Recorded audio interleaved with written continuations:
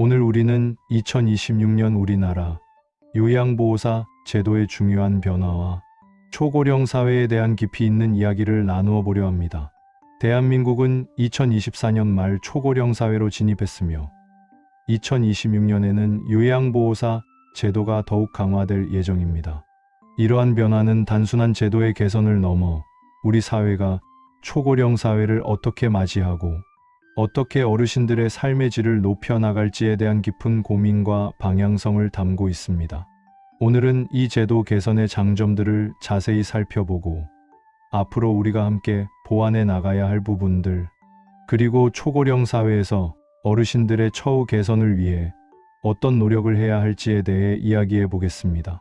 먼저 2026년 요양보호사 제도 개선의 주요 장점들을 살펴보겠습니다.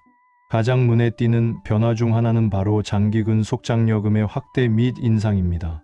기존에는 동일 기관에서 3년 이상 근무해야 장려금을 받을 수 있었지만 2026년부터는 1년 이상 근무한 요양보호사도 장려금을 받을 수 있도록 기준이 크게 완화됩니다. 이는 요양보호사들의 장기 근속을 유도하고 이직률을 낮춰 서비스의 연속성과 질을 높이는 데 크게 기여할 것입니다. 또한 지급액도 인상되어 경력에 따라 월 최대 18만 원까지 받을 수 있게 됩니다. 이는 요양보호사들의 경제적 안정감을 높여주고 그들의 노고에 대한 사회적 인정을 확대하는 중요한 변화라고 할 수 있습니다. 특히 요양시설과 방문요양 간 경계가 조정되면서 지역사회에서 활동하는 많은 요양보호사들도 이 혜택을 받을 수 있게 되어 재가 서비스의 질 향상에도 긍정적인 영향을 미칠 것으로 기대됩니다. 두 번째 장점은 바로 추가 수당의 신설입니다. 특히 인력 확보가 어려운 농어촌 및 인구 감소 지역에서 근무하는 요양보호사들에게 월 5만 원의 추가 수당이 지급됩니다. 이는 지역 간 돌봄 서비스의 불균형을 해소하고 취약 지역의 돌봄 인력 유입을 장려하는 효과적인 방안이 될 것입니다. 돌봄 서비스가 필요한 곳에 인력이 충분히 공급될 수 있도록 하는 정부의 세심한 배려가 돋보이는 부분입니다. 세 번째로는 장기요양 가족 휴가제의 확대입니다. 중증 미치매 수급자 가족의 돌봄 부담은 매우 큽니다. 이러한 부담을 덜어주기 위해 장기요양 가족 휴가제 이용 가능 일수가 연 11일에서 12일로 확대됩니다. 단기 보호는 11일에서 12일로, 종일 방문 요양은 22회에서 24회로 늘어나 가족들이 잠시나마 휴식을 취하고 재충전할 수 있는 기회를 제공합니다. 이는 가족 돌봄의 지속 가능성을 높이고 돌봄 가족의 삶의 질을 향상시키는 데 큰 도움이 될 것입니다. 네 번째 장점은 재가환경 안전지원 사업의 추진입니다.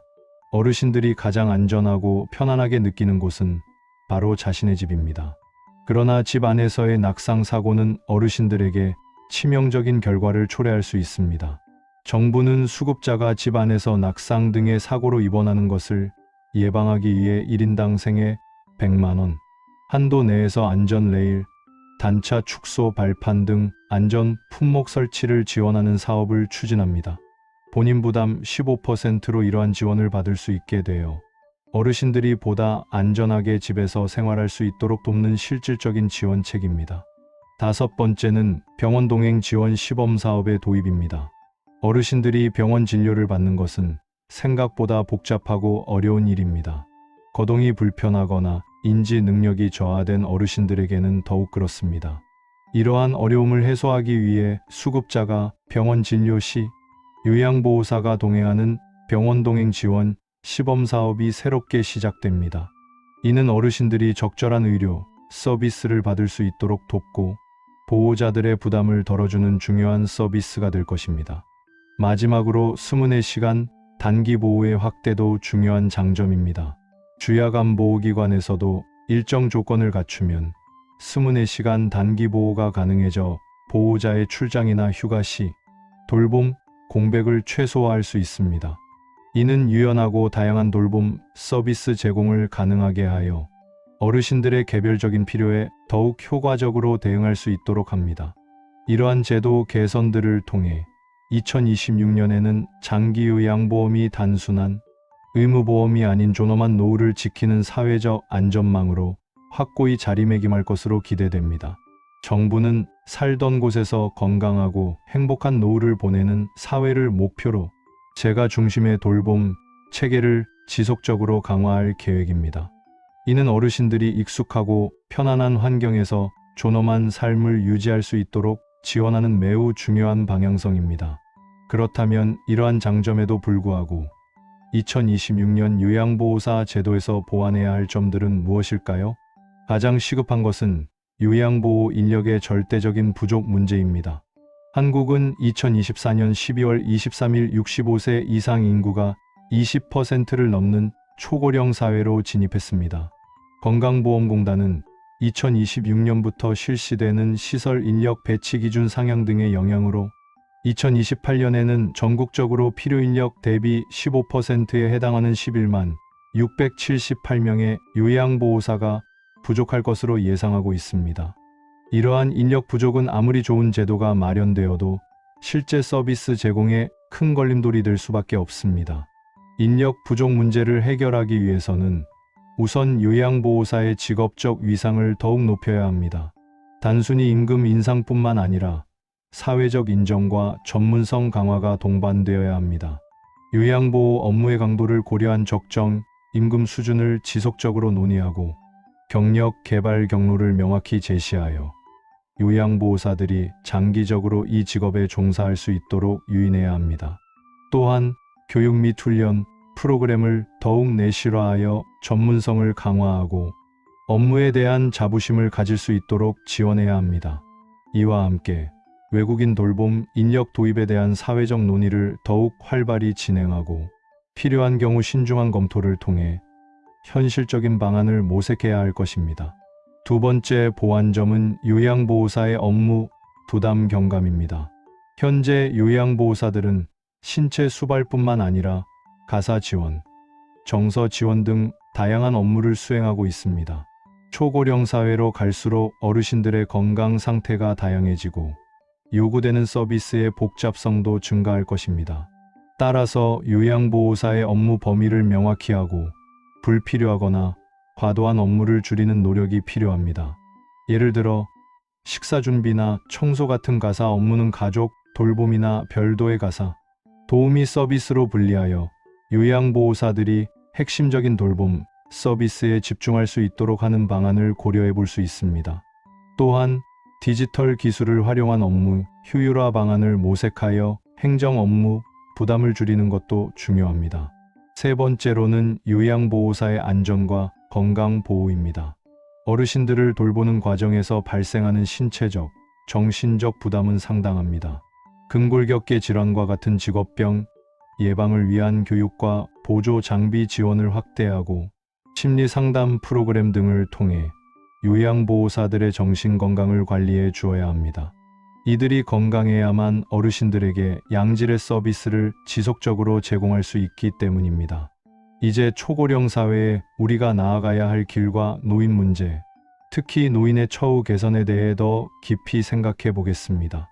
초고령 사회는 단순히 노인 인구가 많아지는 것을 넘어 사회 전반의 구조와 가치관, 그리고 우리의 삶의 방식까지 변화시키는 거대한 전환점입니다. 우리는 이 변화를 위기가 아닌 기회로 삼아 모든 세대가 함께 행복하게 살아갈 수 있는 사회를 만들어 나가야 합니다. 무엇보다 중요한 것은 어르신들의 존엄성을 존중하고 그들의 삶의 질을 최우선으로 생각하는 사회적 분위기를 조성하는 것입니다. 노인은 더 이상 돌봄의 대상만이 아니라 오랜 세월을 통해 축적된 지혜와 경험을 가진 우리 사회의 소중한 자산입니다. 이들을 존경하고 사회 활동에 적극적으로 참여할 수 있도록 지원해야 합니다. 노인 처우 개선을 위한 첫 번째 방향은 바로 건강한 노년을 위한 지원 강화입니다. 예방 중심의 건강 관리 시스템을 구축하여 어르신들이 질병에 걸리기 전에 미리 건강을 관리할 수 있도록 지원해야 합니다. 치매, 만성질환 등 노년기 주요 질환에 대한 조기검진 및 예방 프로그램 확대는 물론 활동적인 노년 생활을 위한 운동 프로그램과 영양 지원 등 통합적인 건강 관리 서비스가 필요합니다. 의료비 부담을 줄이기 위한 의료비 지원 확대와 건강보험 보장성 강화도 필수적입니다. 두 번째는 사회적 고립 해소를 위한 노력입니다. 노년기에 접어들면서 가족과의 단절, 친구 관계의 축소 등으로 인해 사회적 고립을 겪는 어르신들이 많습니다. 이는 우울증과 같은 정신건강 문제로 이어질 수 있으며 삶의 만족도를 크게 저하시킵니다. 지역사회 중심의 커뮤니티 활동을 활성화하고 노인 여가 시설을 확충하여 어르신들이 다양한 사회 활동에 참여할 수 있는 기회를 제공해야 합니다. 디지털 격차 해소를 위한 교육 프로그램도 중요합니다. 스마트폰, 인터넷 등 디지털 기기 활용 능력을 높여 어르신들이 정보 접근성을 높이고 온라인으로도 다른 사람들과 소통할 수 있도록 지원해야 합니다.